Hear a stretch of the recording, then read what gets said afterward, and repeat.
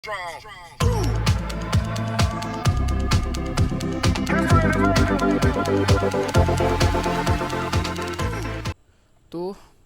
Welcome back guys, मैं हूं अभिषेक और स्वागत करता हूं आपका एग्ज़ाम प्रेप विद अभि में।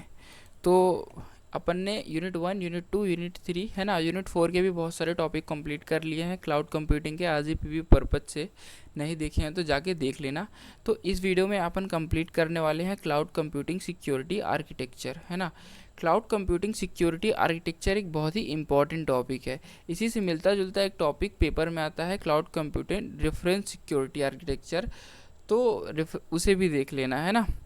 तो अपन क्या है, अगला कंटेंट में क्या देखने वाले हैं, cloud computing security architecture term diagram, है ना। यहाँ पे भी अपन टर्म ही समझ रहे होंगे, ठीक है, और फिर अगले लास्ट में अपन डायग्राम समझेंगे।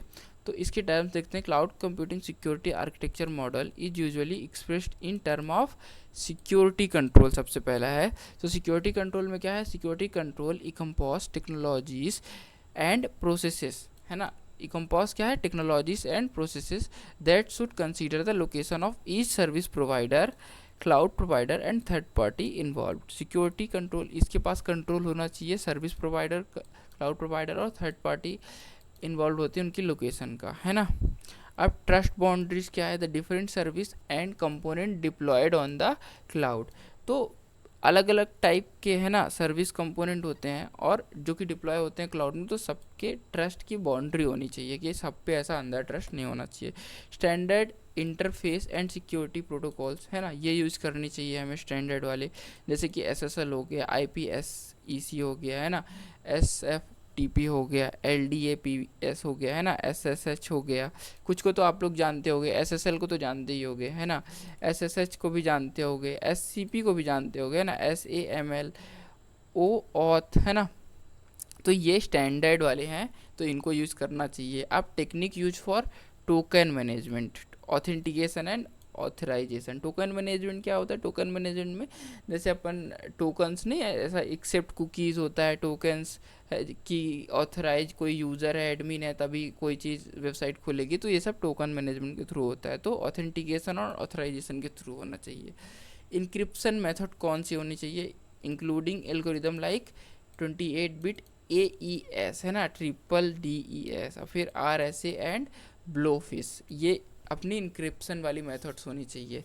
अब अगला क्या है, सिक्योरिटी इवेंट लॉगिन। इसके अंदर क्या, ensuring all relevant security events, है ना, are captured, prioritised and delivered to security teams, है ना। जो कि सिक्योरिटी के अंदर इवेंट है ना, सारे कैप्चर होने चाहिए, है ना, प्रायोरिटाइज्ड होने चाहिए और डिलीवर होने चाहिए किसको, सिक्योरिटी टीम को। समझ गए, इससे सिक्योरिटी ठीक रहेगी, है ना। ये अपना सिक्योरिटी आर्किटेक्चर के क्या है, टर्म्स है।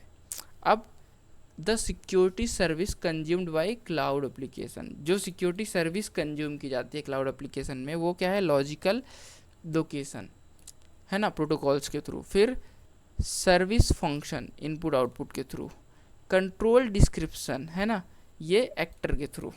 एक्टर मतलब ऑटोमेटिक होता है उसके अंदर, वो परफॉर्म करता है कंट्रोल डिस्क्रिप्शंस को। अब क्लाउड कंप्यूटिंग सिक्योरिटी आर्किटेक्चर, ये है अपना डायग्राम, है ना, ये देख लो, ये है अपना डायग्राम।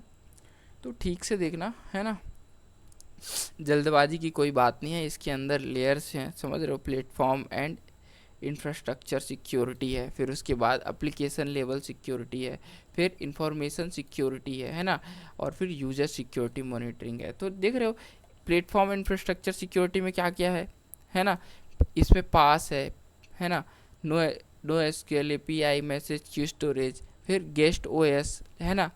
तो हाइपरवाइजर यहीं पे होता है ना, नेटवर्क लेवल। तो ये चीज़ें किसके अंदर है, platform and infrastructure security level में, है ना। ये चीज़ प्रोवाइडर की रिस्पॉन्सिबिलिटी में होती है, इसके नीचे वाली चीज़ें प्रोवाइडर की रिस्पॉन्सिबिलिटी में होती है ना, दिया है ना यहाँ पे। अब इसके ऊपर जो है तो वो योर रिस्पॉन्सिबिलिटी, मतलब सर्विस टेकर जो होता है उसकी रिस्पॉन्सिबिलिटी।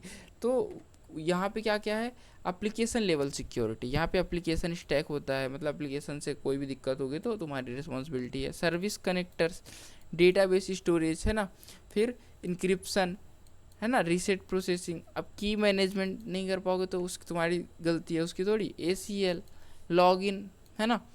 अब सपोर्टिंग सर्विस, है ना, ऑडिटिंग, ये सब अपना कहाँ पे आ जाएगा, यूज़र सिक्योरिटी मॉनिटरिंग में आ जाएगा। ठीक है, तो ये था अपना क्लाउड कंप्यूटिंग सिक्योरिटी आर्किटेक्चर का डायग्राम।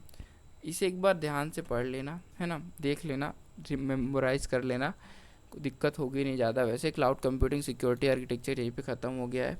लाइक और कमेंट कर देना ताकि मेरे को पता चलते रहे तुम लोग वीडियो देख भी रहे हो कि नहीं, है ना। जहाँ पे दिक्कत हुई है तो वो भी बता दिया करो कि मतलब यहाँ पे ये जो टॉपिक है ना नहीं समझ में आया, यहाँ पे अच्छे से थोड़ा सा और समझाया जा सकता था। तो मैं क्या करूँगा ना कि तुम्हें बता दूंगा, अगली बार से थोड़ा ध्यान रख लूँगा उन चीज़ों का। ठीक है, तो मिलते हैं अगले वीडियोज़ में।